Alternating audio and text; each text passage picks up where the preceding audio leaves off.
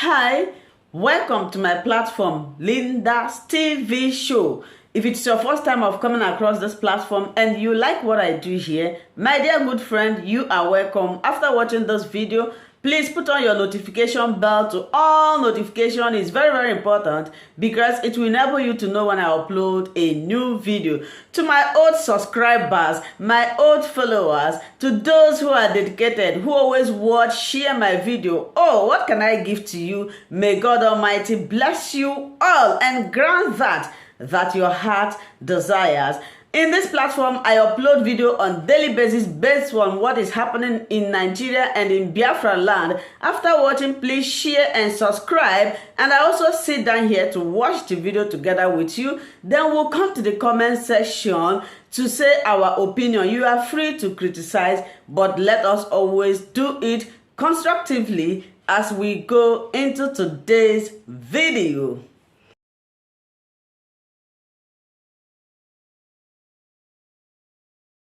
I don't see any remarkable difference between the Nnamdi Kanu of the old and the Nnamdi Kanu of 21st October. The only thing I discerned, I could see, was that he has lost a lot of weight. I think everybody noticed that.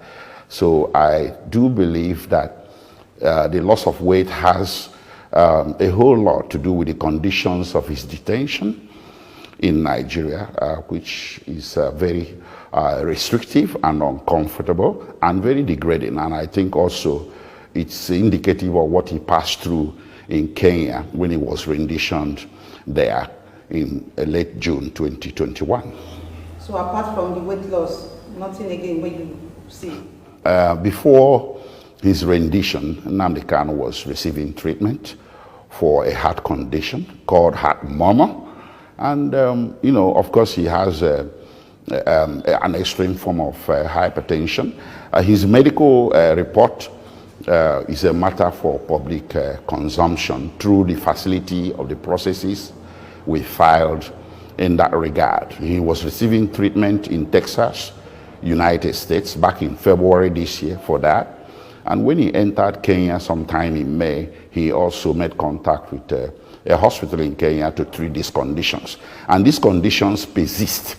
And our thesis, our position is that the DSA's facility is, a poster exemplar of what detention facilities in Nigeria are like in terms of inadequacy of medical facilities. I don't believe that DSA's facility has the competence or the medical competence to take care of his medical condition, which we consider life-threatening.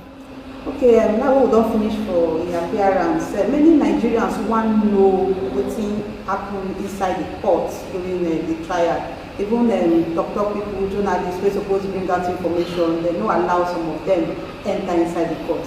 So you fit tell us what happened for inside the courtroom before and after Nnamdi Kanu did not guilty? What happened was that, it took a little while before they brought him inside. So when they brought him inside, it wasn't in chains. If you recall, on 29 June 2021, when they presented him subsequent to the rendition, he was in chains. He was in manacles, and that's unconstitutional. You shouldn't be doing that to suspects. Nigerian Constitution says you shouldn't. The Supreme Court of Nigeria said you shouldn't. So they, anyway, on 21st October, they didn't. So he wasn't in manacles, he wasn't in handcuffs.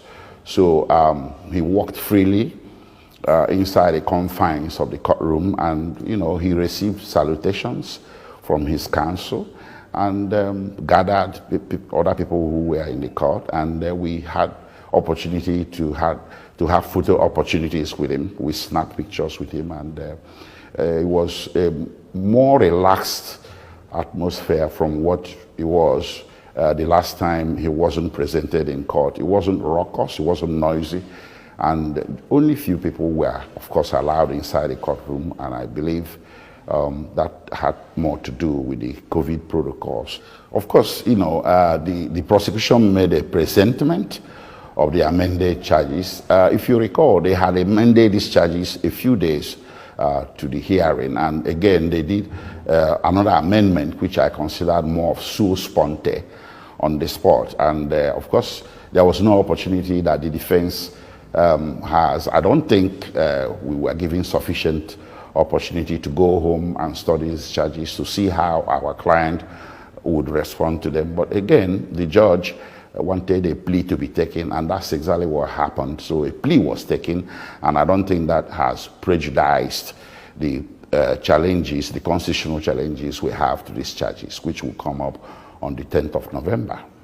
Okay, on Friday, the Attorney General of the Federation, where the Minister of Defense to Abubakar Malami, he hold press conference on Friday, and me too, I've been there. He read plenty things where Nnamdi Kanu and the IPOB do.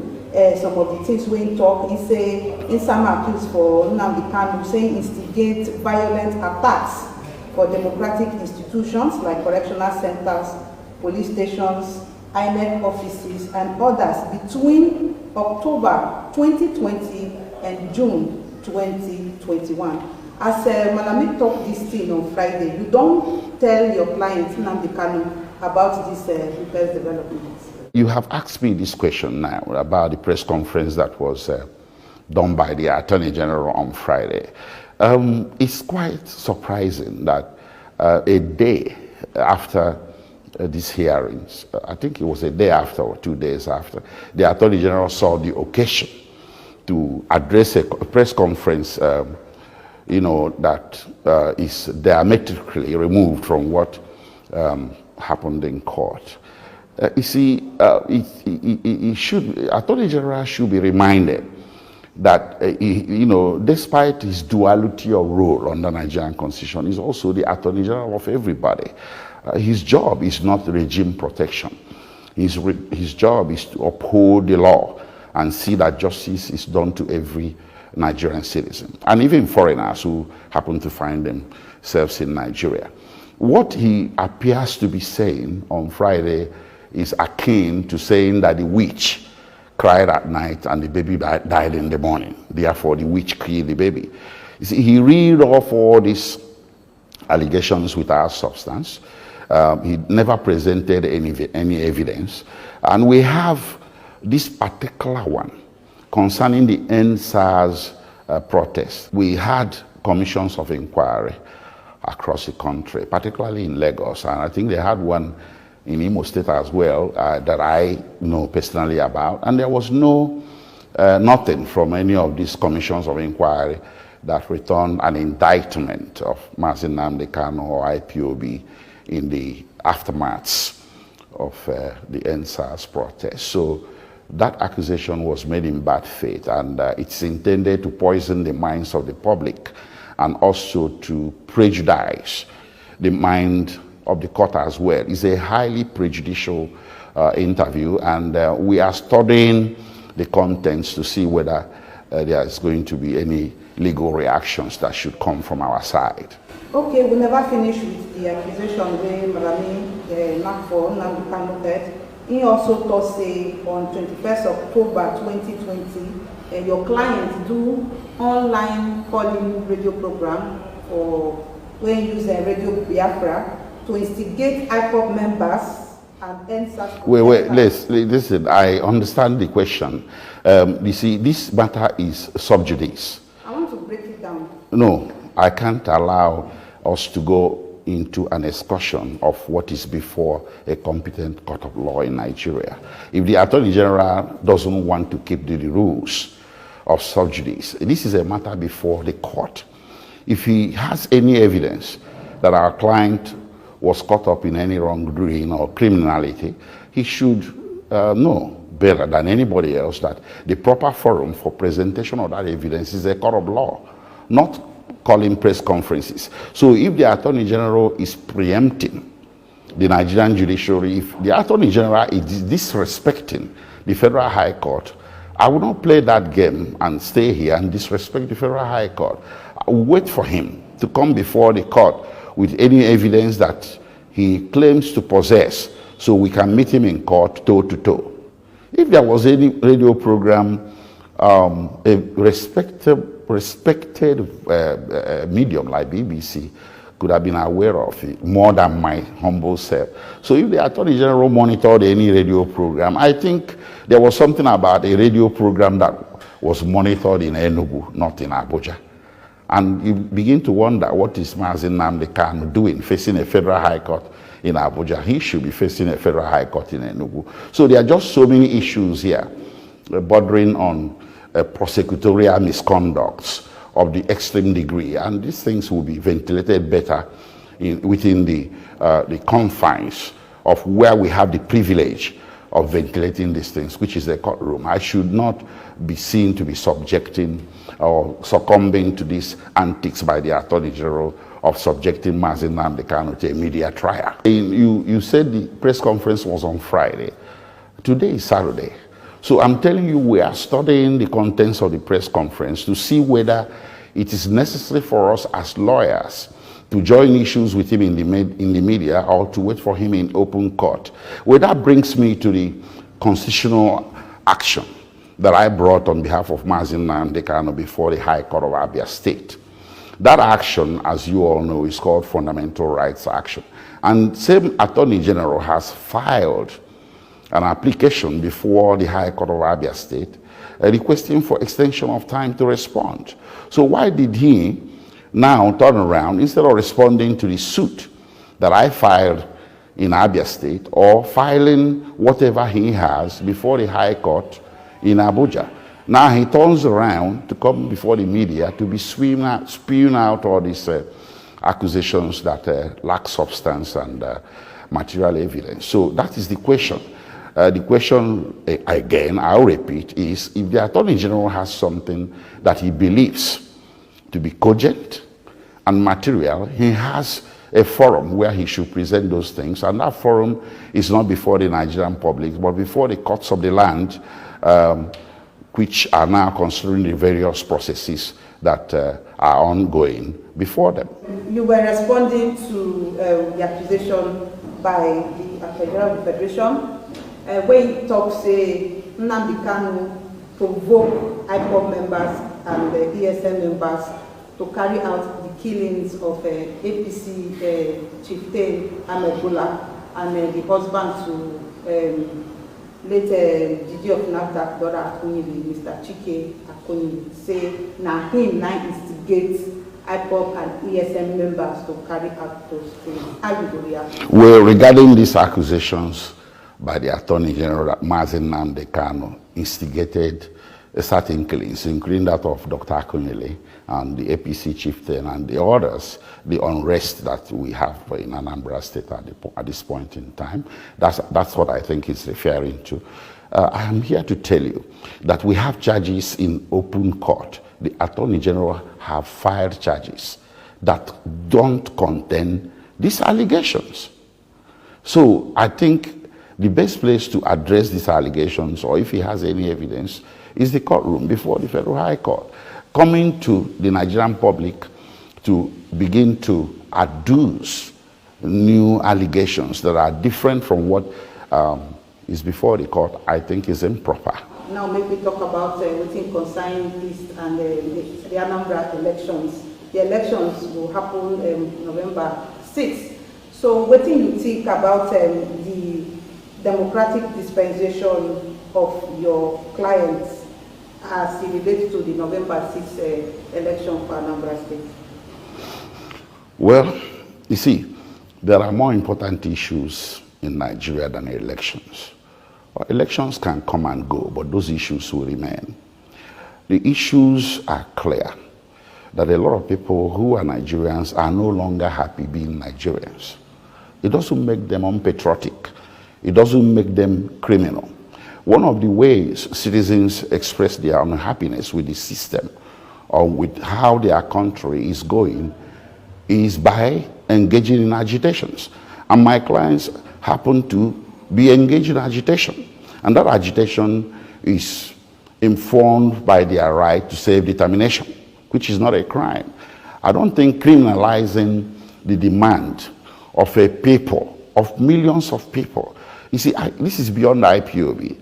The restiveness in this country It's also rampant in the western part of the country.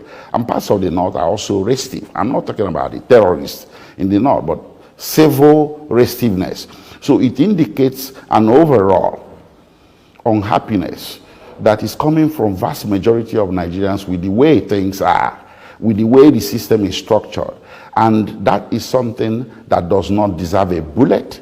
It does not deserve prosecution, which is now turning to be a persecution. What it deserves is dialogue, civil engagement, constructive engagement. That's the only way you get to the position where everybody will be comfortable with an arrangement for a new Nigeria that would ensure equity and social justice for all. If somebody is saying, I want out, I don't want to be a Nigerian anymore, he's not committing any crime. And that is why you see this slew of nations around the world being very understanding of the matter and offering political asylum to members of IPOB. Number one is Britain.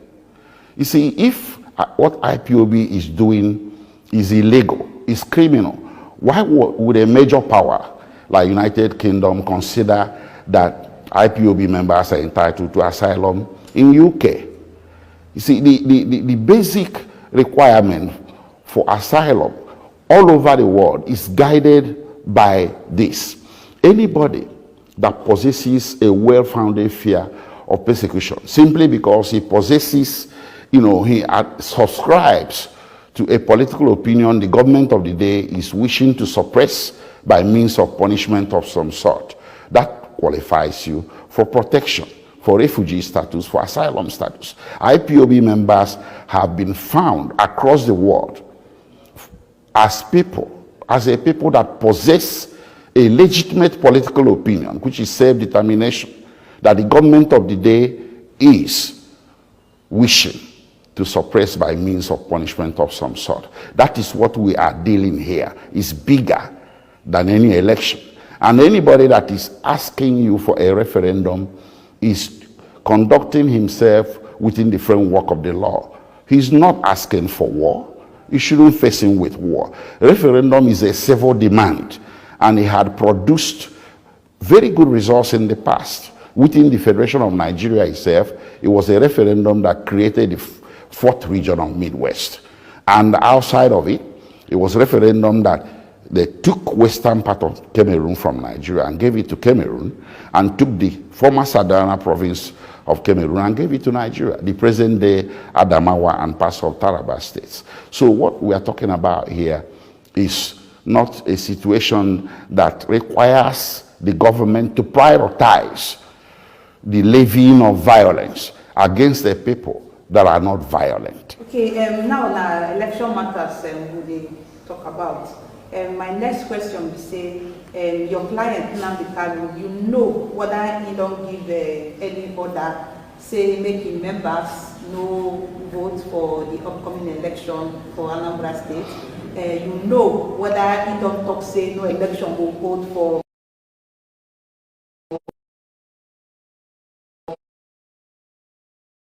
the southeastern region.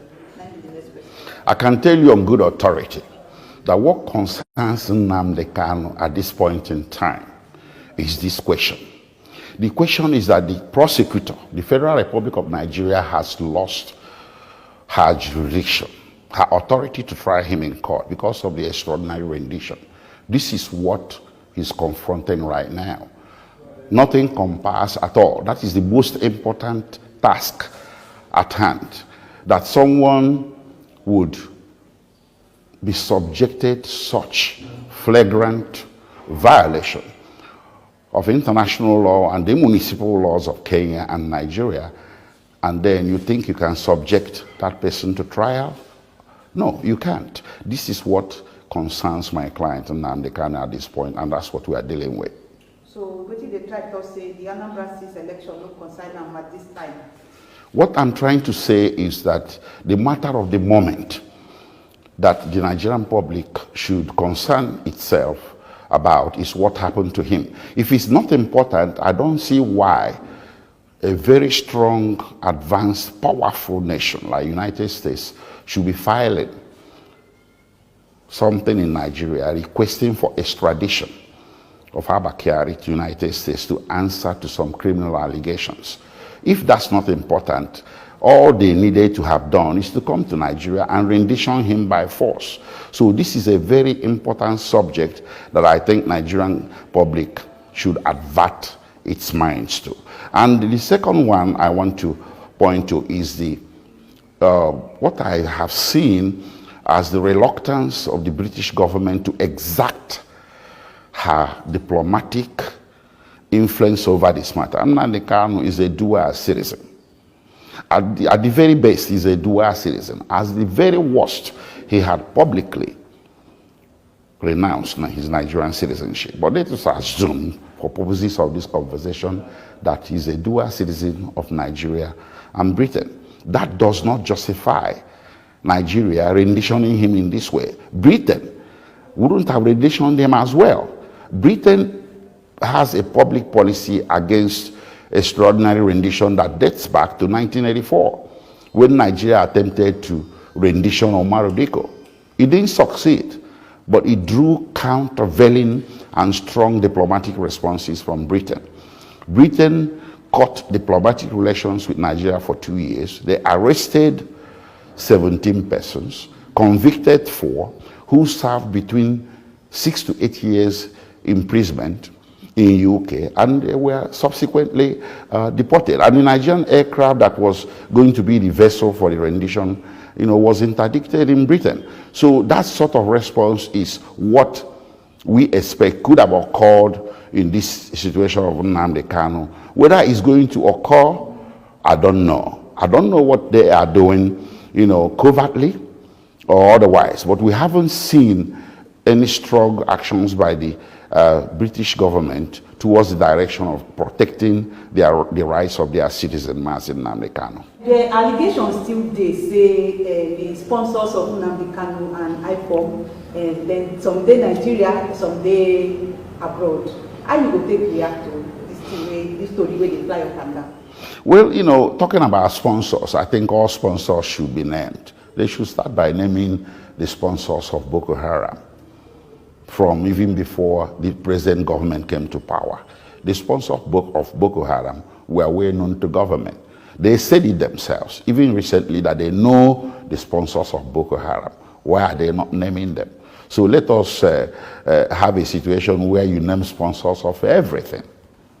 You don't just make a wide allegation of sponsors without naming names. Name names. You get people where their business don't scatter, they don't lose money because of all the katakata where they happen for Southeast region and even Nigeria at large. Waiting your client Nnamdi Kanu gets to tell this Nigeria. You see, what is going on here, which I don't want the media to be hoodwinked into playing a part, is this trial by ordeal. Nnamdi Kanu here, Nnamdi Kanu there. What about ISWAP, Islamic State in West African Peninsula, that now possesses a weapon that threatens civil aviation in this country? There have been media reports recently, credible media reports, that Nigerian security or Nigerian government had to pay certain humongous amount of money to retrieve a projectile or some kind of a missile possessed by the terrorists that could down any civil aircraft in this country, including that of the president. And we're here thinking Nnamdi Kanu is the problem of this country. Nnamdi Kanu is the solution to the problems of this country. I can tell you that on good authority. Anybody that listens to him very well and keeps an open mind will be seeing him spewing solutions, not problems.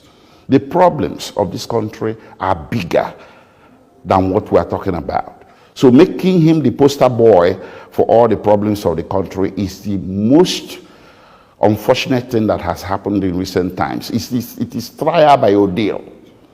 If you want to solve the problem of this country, you start from the head. The fish rots from the head, and we know where the head of this country lies. Then when you get past that, you go to the real terrorists, Boko Haram, ISWAP, the militants, which the entire world have gathered together and declared the terrorists. How can Nigeria be isolated in her declaration of IPOB as a terrorist organization and no single nation in the world has fallen in line to do the same thing? It's a very, very topical question that should be put out there. People should think about it. Instead, countries all over the world are doing the opposite. They are saying IPOB is not a terrorist organization. That means Nnamdi Kanu is not a terrorist. So this prioritization of Nnamdi Kanu as the singular problem this nation is facing is one of the pointers to what is structurally wrong with this country, Nigeria of the present era. It is wrong. It shouldn't happen. So if you be Nnamdi Kanu, na no dey here, but we dey see you now as Nnamdi Kanu mouthpiece. Wetin you go tell Nigerians wey don suffer one loss or the other? How you go take comfort them? Well, the comfort is giving to Nigerians is very simple. Tell your government to listen to voice of reason. That's how he puts it. And that voice of reason is to conduct a referendum. That's what he's been saying all along. Nothing else. And that very position he has taken root, not only in Igbo land, in Southeast.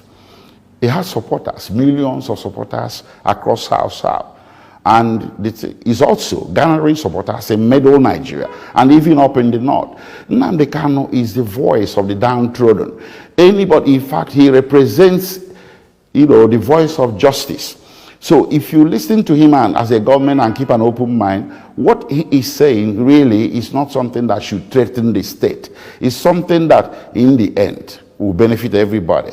So it's not something you levy a war of attrition against, whether it's a judicial or prosecutorial war or military war. It's something that you call him to the table and engage him constructively and ask him questions. How do we get to saying yes?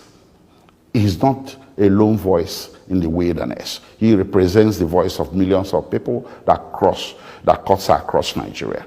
Nnamdi Kanu dey for DSS hand in trial to go on, yet everything still dey go on as usual. Which people wey dey support Nnamdi Kanu for Nigeria, where dem dey? It's very business wey im dey do, wey be say even as im dey for DSS hand, things still dey go on. It's a very good question. If by everything that is going on you mean the civil sit at home, the overwhelming success of the civil sit at home, if that's what you mean by everything that has been going on while he's being detained, that underscores that he's in charge. That underscores his popularity. That underscores his influence and reach. And that underscores the legitimacy of what he demands. He's in incarceration. He's incarcerated. But look at what is going on. People are sitting at home on their own, voluntarily, civilly. And you want to ignore that? And you think you can subdue it by what? The only way you can deal with that is to talk about it. My last question for you. Still that Thursday, I hear as in supporters wey come court after dem dey sing, they happy as everything they go on for court. They still talk say that election, November 6th, say dem no go go. Why then they talk like that? Well, dem still talk say,